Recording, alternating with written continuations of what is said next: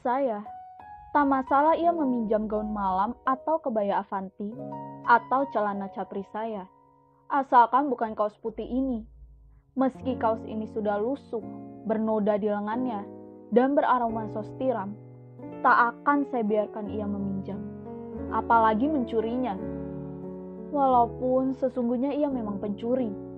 Saya tidak tahu sejak kapan ia berubah tabiat menjadi pencuri. Dulu ia hanya suka meminjam. Awalnya, saya kehilangan satu gaun malam berwarna merah dengan taburan kristal di bagian dada. Saya pikir mungkin saya lupa dan meninggalkannya di satu tempat, misalnya di hotel atau rumah kawan saya. Setelah 1 minggu, saya berhenti mencari. Namun kemudian saya menemukannya tanpa sengaja di Instagram. Ia mengunggah foto tengah mengenakan gaun itu dan berpose seolah-olah ia menghadiri perjamuan makan malam bersama petinggi negara. Esok paginya, ia datang pukul 5.35 seperti biasa, memasak nasi dan kari seperti biasa. Ia mengeluh jika bawang merah sudah banyak yang busuk dan ia perlu membeli yang baru di tukang sayur. Menyiapkan sepatu sekolah Luna seperti biasa dan menjemur baju seperti biasa. Tak ada yang di luar kebiasaan, seperti permintaan maaf misalnya. Dan sorenya, gaun merah saya sudah tergantung rapi di lemari, seperti saya katakan sebelumnya. Itu bukan masalah bagi saya. Orang kadang tergoda meminjam hanya karena ingin, bukan karena butuh. Saya malah jatuh kasihan kepadanya, karena ia ingin sesuatu yang tak bisa ia raih. Malamnya, gaun itu saya buang ke tempat sampah. Tak hanya masalah meminjam, saya juga tak pernah mempermasalahkan ketika ia berbohong di luar sana. Petang itu, saat sore dilumuri gerimis, 1 jam setelah Luna menyelesaikan les pianonya, bel rumah berdering.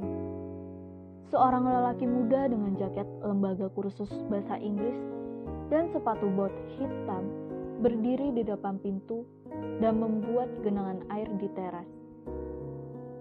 "Alexandra ada?" Suaranya terdengar angkuh. Tak ada yang bernama Alexandra di rumah ini. Namun, melihat jaket yang dikenakan lelaki itu, saya jadi mafhum. Satu-satunya orang yang kursus di sana adalah Ekarini Kusumaningrum. Namun saya tidak suka menyebut namanya. Cukup saya sebut ia saja. Ia anak yang malang, dan dengan kursus bahasa mungkin bisa mengurangi kemalangan.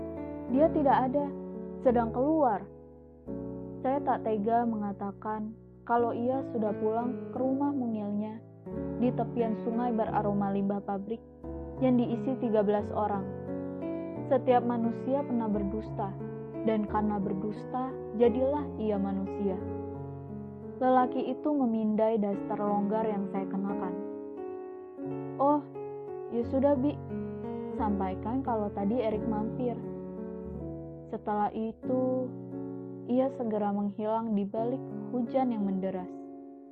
Esoknya, ia datang pagi seperti biasa, memasak nasi seperti biasa, dan menyiapkan seragam Luna seperti biasa. Pesan dari lelaki yang kehujanan itu tidak saya sampaikan. Untuk apa? Itu akan membuatnya malu, dipermalukan oleh kedustaannya sendiri. Dulu, ia tak pernah berdusta. Saya masih ingat kala ia datang 5 tahun yang lalu. Kaos kuning lusuh bergambar lambang partai kepala biawak membalut tubuh pucatnya yang kurus dan gemetaran, membuatnya tak jauh berbeda dengan anak kucing yang kehujanan di bulan Juli. Saat itu usianya 15 tahun. Tanpa sebersit pun dusta, ia bercerita kalau ia harus bekerja. Jika tidak, ia akan dinikahkan dengan tengkulak dusun sebelah. Kata ayahnya, daripada ia menghabiskan beras di rumah, lebih baik menghabiskan nasi di rumah mertuanya. 2 dari 11 adiknya terkena busung lapar. Ayahnya berkuku, Tuhan menyukai manusia yang beranak pinak dan mengutuk mereka yang membatasi punya anak. Itulah kenapa ayahnya melabrak bidan desa yang menganjurkan istrinya pasang spiral, tapi menerima uang bantuan bagi 2 anaknya yang menderita gizi buruk. Sekarang, selain lihai meminjam barang, ia mahir berdusta. Mungkin karena saya tidak pernah menegur, maka ia merasa aman. Dan memang, bagi saya tak mengapa, asalkan ia tak mencuri. Mencuri adalah perbuatan yang dilaknat Tuhan. Bertahun-tahun lalu, saya pernah membaca kisah tentang pencuri di kolom pojok koran pagi.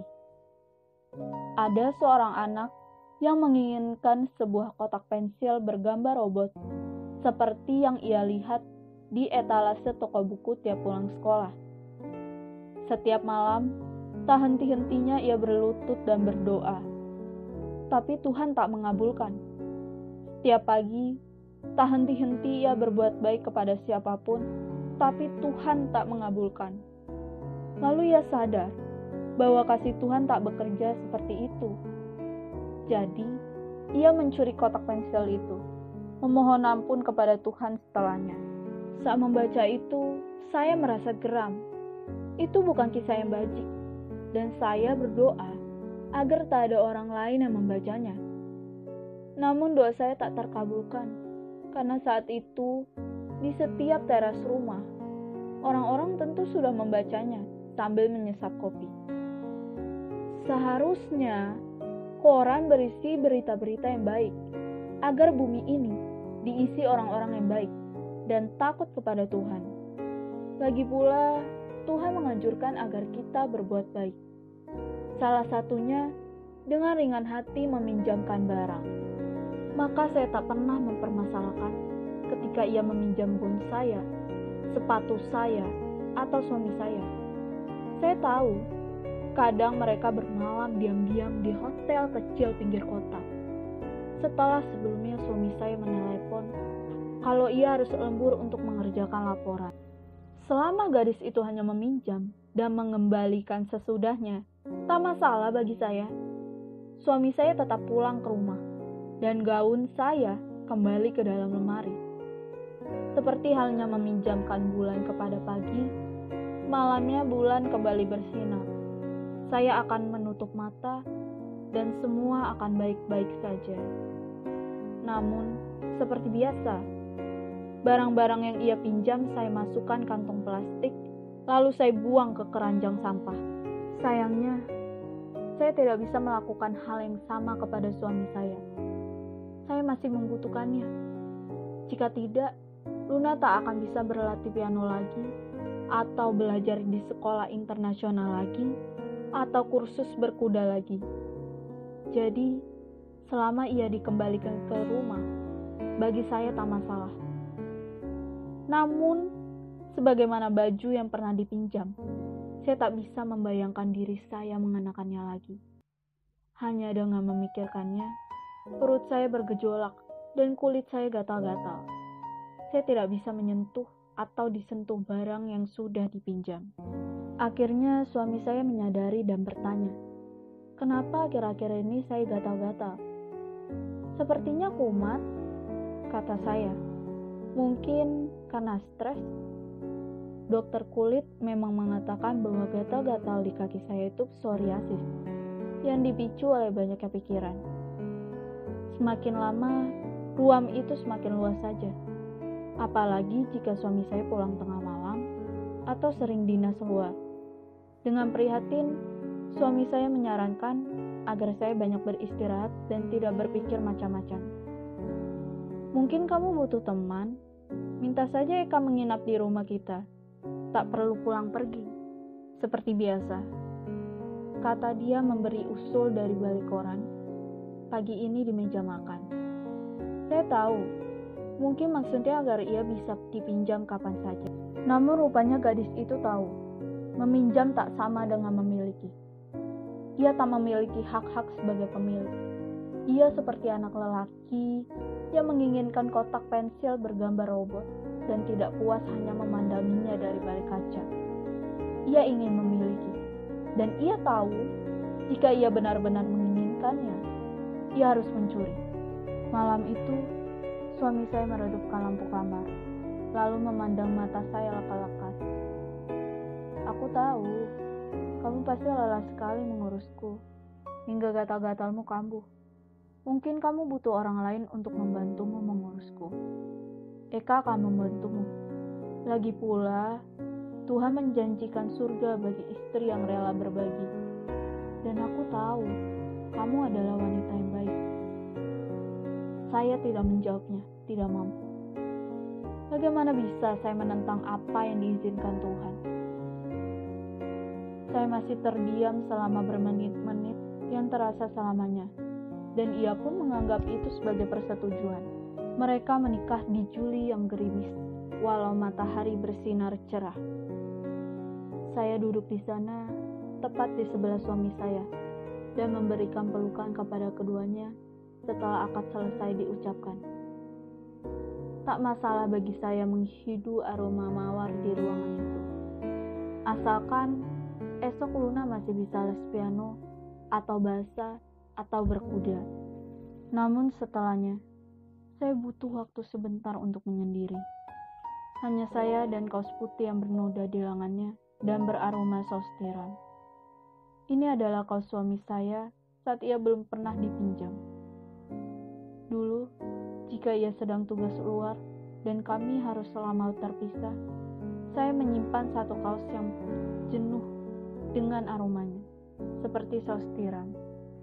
Kaos putih itu seperti memahami saya dan mengajak saya berpelesir ke selatan, ke laut bebas. Saat kami datang, aroma laut segera menyapa, seperti kawan lama, sepenjulat mata. Hanya ada biru di atas dan biru di bawah. Kaos putih itu menggenggam tangan saya dan mengajak saya menari di semesta biru tanpa batas. Biru yang pekat memeluk saya, membawa saya pergi ke batas langit dan samudera. Dan saya paham tabiat laut. Seperti halnya manusia, ia tak pernah memiliki